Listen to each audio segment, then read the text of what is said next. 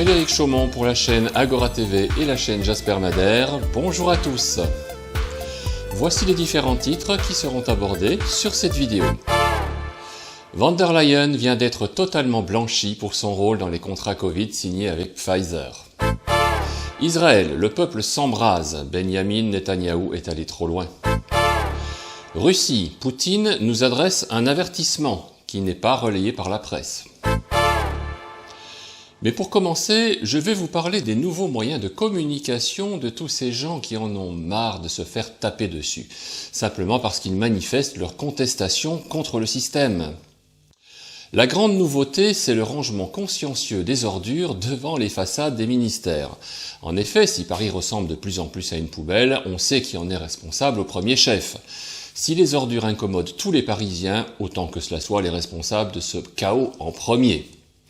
Et les forces de l'ordre peuvent encore se considérer comme chanceuses. En effet, ils n'ont pas eu à déplorer les attaques par excréments que la police a dû essuyer à Marseille il y a 4 ans. Rappelez-vous. Des excréments lancés par des manifestants sur les forces de l'ordre samedi, lors de l'acte 16 du mouvement des Gilets jaunes. À Marseille, 3 fonctionnaires de la BAC en ont fait les frais. Des excréments qui ont souillé leurs vêtements, leurs cheveux, leur peau. Ils se sentent humiliés. Je ne vous cache pas le degré de haine et de colère qui est ressenti, parce qu'ils ont vraiment ressenti une humiliation profonde. Et heureusement qu'ils ont réussi à garder leur flegme et leur professionnalisme, parce que nous allions tout droit vers une bavure. Le Kakatov, c'est comme ça que les Gilets jaunes appellent ce projectile d'un nouveau genre. Dans une vidéo diffusée sur Twitter, ce manifestant explique que le concept vient du Venezuela. Le principe, c'est de constituer une mixture qui est un mélange de pipi, de caca macéré dans l'eau, enfin tu vois, un truc bien immonde.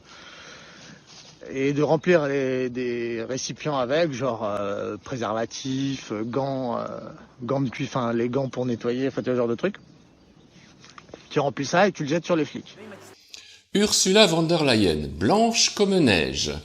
Rappelez-vous, la Commission européenne a refusé de dévoiler des échanges par SMS entre sa présidente Ursula von der Leyen et le PDG de Pfizer, qui ont eu lieu à l'époque des négociations du contrat pour l'achat des doses du vaccin.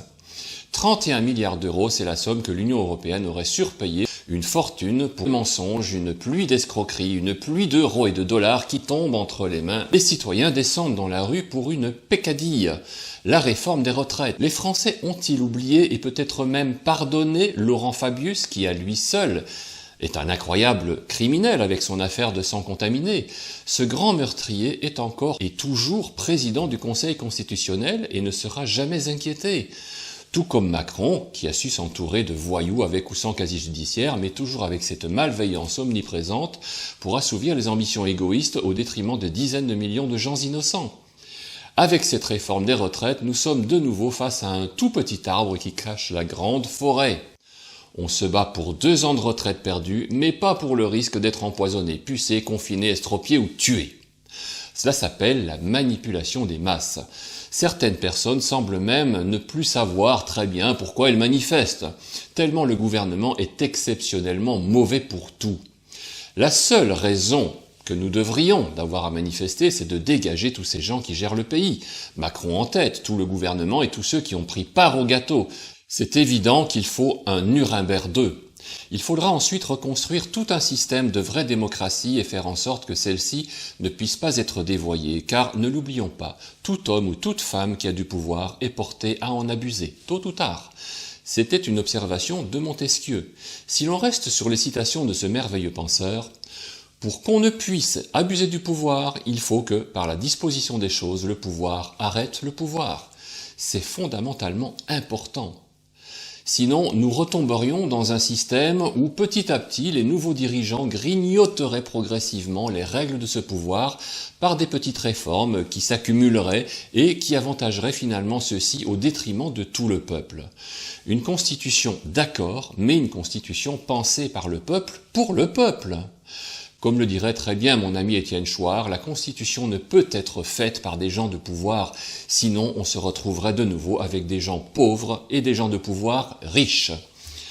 Le soleil brille pour tout le monde et il n'est pas normal que sur la planète qui pourrait nourrir toute la population, des enfants meurent encore de faim pendant que d'autres font des indigestions et se soulagent ensuite dans des WC en or. C'est lamentable. Israël, le pays s'embrase. Benyamin Netanyahou est allé trop loin en ce qui concerne la non-séparation des pouvoirs qui pourrait enlever à la justice son autonomie de décision. En effet, ce dernier a fait réagir tout le pays à cause de sa réforme du système judiciaire. Cette situation insupportable pour la population a provoqué des manifestations démesurées, même si le Premier ministre israélien a annoncé le lundi 27 mars qu'il entendait reporter au moins de quelques semaines le processus d'adoption d'une réforme controversée du système judiciaire qui divise profondément le pays. Ce qui est particulièrement encourageant, c'est qu'il n'y a pas que la France qui semble se réveiller face à une explosion de scandales d'État dans le monde entier. Les rois du monde ont de soucis à se faire, et c'est très bien ainsi. Pédocriminalité. Là aussi, les affaires sont mises au jour de plus en plus et les scandales explosent dans tous les pays et en particulier au niveau des élites, qui sont évidemment les moins réprimées. Plus vous serez puissant et moins vous risquerez la prison, même face au pire. Un nouveau document vidéo de François est actuellement accessible sur Internet et ce reportage fait un rapide tour d'horizon sous le titre de « Pédoland, la fin du silence ».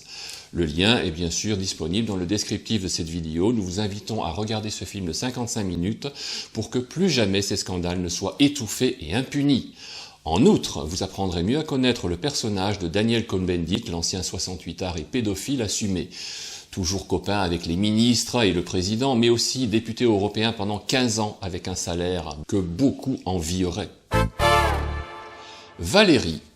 C'est le prénom d'une dame qui habite dans le Nord-Pas-de-Calais qui a eu l'outrecuidance d'insulter l'emmerdeur covidiste belliciste Emmanuel Macron d'ordure. Ce vendredi 24 mars, elle est interpellée chez elle. D'abord stupéfaite, elle qui ne s'est jamais fait arrêter de sa vie, elle demande à connaître la raison de cette interpellation. En garde à vue, on lui reprochera d'avoir écrit « Macron ordure » devant le dépôt de déchets d'Arquès. Faux, elle expliquera qu'on lui a uniquement pris en photo devant. Malheureusement, cela ne s'arrête pas là. Sur son mur Facebook, les policiers retrouvent un message du 21 mars dans lequel Valérie écrit, je cite, « L'ordure va parler demain à 13h pour les gens qui ne sont rien. C'est toujours à la télé qu'on trouve les ordures. » Fin de citation. La première réaction que l'on peut avoir face à cette interpellation, pourquoi n'a-t-on pas arrêté les milliers d'autres citoyens coupables du même acte ? La seconde question, c'est moi qui vais la poser. Quand un homme qui ose se qualifier de président de la République tabasse son peuple de cette façon, ne s'en excuse pas et commet une ribambelle d'autres exactions scandaleuses et mortifères qui mettent la France dans un état de déliquescence absolue, pourquoi ne pourrions-nous pas l'appeler ordure ? On pourrait même ajouter que c'est encore bien gentil compte tenu du lourd passif que Macron traîne derrière lui. Il faut appeler un chat un chat.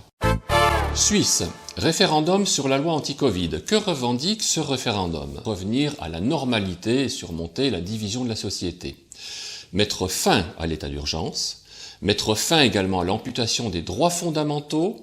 L'idée, c'est qu'une personne, soit vaccinée ou non, ne joue aucun rôle. Tous les citoyens sont égaux dans le pays et ne doivent faire l'objet d'aucune discrimination. Cela me rappelle une phrase célèbre, « Les hommes naissent libres et égaux en droit ». États-Unis, inculpation du président Donald J. Trump. À force de lui chercher des poux sur la tête, les démocrates et le financier George Soros en ligne de front ont fini par trouver une affaire datant de 2016 concernant l'achat du silence d'une actrice pornographique. Il fallait absolument neutraliser un gêneur. Mais parallèlement, s'il fallait fouiner dans les affaires de Joe Biden avec ses relations financières en Chine et les affaires de son fils Hunter Biden, dont les lourdes charges commencent à fuiter depuis son ordinateur portable, on aurait 1000 raisons de plus d'inculper le nouveau président frauduleusement élu. C'est un peu la même famille que Macron finalement. On cherche la misère précisément là où elle ne se trouve pas. Et on cache habilement la poussière sous le tapis. Russie. Ce que la télévision ne vous révélera jamais, on peut heureusement le trouver sur Internet. Voici un avertissement de Poutine pour tous les pays qui osent s'attaquer à son pays de façon directe ou indirecte. La France est bien sûr visée puisque Macron envoie de l'argent et des armes à l'Ukraine. Nous l'avons déjà dit dans une vidéo précédente. Sanctionner la Russie et favoriser ses rivaux est une bêtise réitérée par Macron et qui risque de nous coûter très très cher. Merci de bien vouloir excuser la mauvaise qualité de cette séquence. Tout le cours des événements et l'analyse des informations reçues montrent que l'affrontement de la Russie avec ses forces est inévitable. Ce n'est qu'une question de temps. Ils se préparent, ils attendent le moment favorable. Maintenant, quelques mots importants, très importants, pour ceux qui seraient tentés de s'ingérer dans les événements en cours. Quiconque essaiera d'interférer contre nous, et plus encore de créer des menaces pour notre pays, pour notre peuple, doit savoir que la réponse de la Russie sera immédiate et mènera à des conséquences auxquelles vous n'avez jamais fait face dans votre histoire. Nous sommes prêts à n'importe quelle évolution de la situation. Toutes les décisions nécessaires à cet égard ont été prises.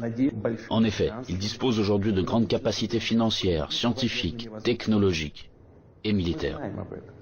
Nous en sommes conscients et nous évaluons objectivement les menaces qui nous sont adressées constamment dans le domaine de l'économie, ainsi que notre capacité à résister à ce chantage impudent et permanent.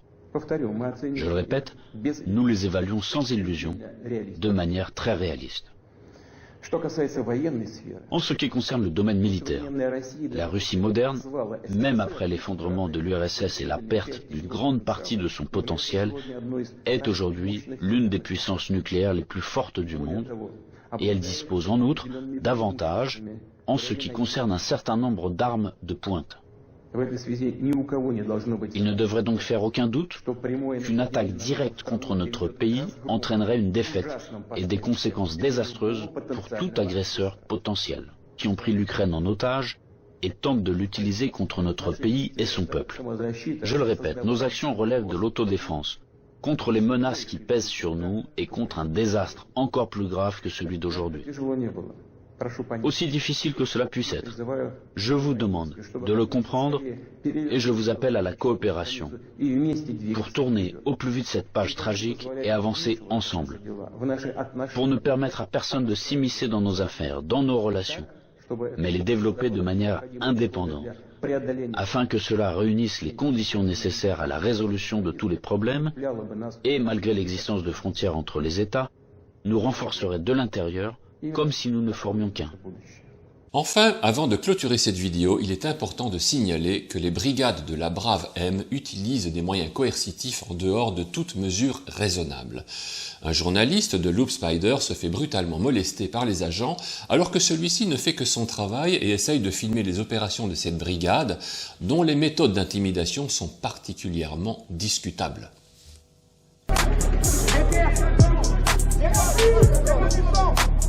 Allez, le groupe, bravo!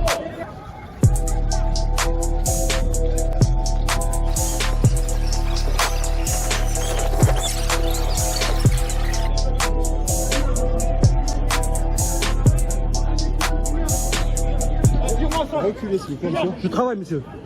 Je suis journaliste, vous êtes policier. Vous m'agressez, vous agressez les journalistes? Vous voulez agresser, vous censurez les journalistes? J'ai carte presse, C'est filmé, attention, attention, vous savez même pas je suis qui. Attention, ça va être sur internet, attention. Soyez gentil, laissez-moi travailler. Rentre chez toi. Monsieur, arrêtez, je travaille. Non, je travaille, je vais faire mon travail de journaliste. C'est filmé, attention. Ça va sur internet, attention. Je continue, je suis journaliste, je fais mon travail, j'ai ma carte presse. Devant le ministère, vous allez voir devant le ministère. Mais j'ai fait quoi? Je fais mon travail. Non, je fais mon travail, monsieur, je suis journaliste. Votre collègue m'agresse. J'ai ma carte presse, qu'est-ce qu'il fait? Il me gaze au pas du visage. Bien évidemment, une pétition a été mise en place sur le site de l'Assemblée nationale pour que soit dissoute cette brigade. Nous vous invitons bien sûr à la signer, le lien se trouve dans le descriptif de cette vidéo.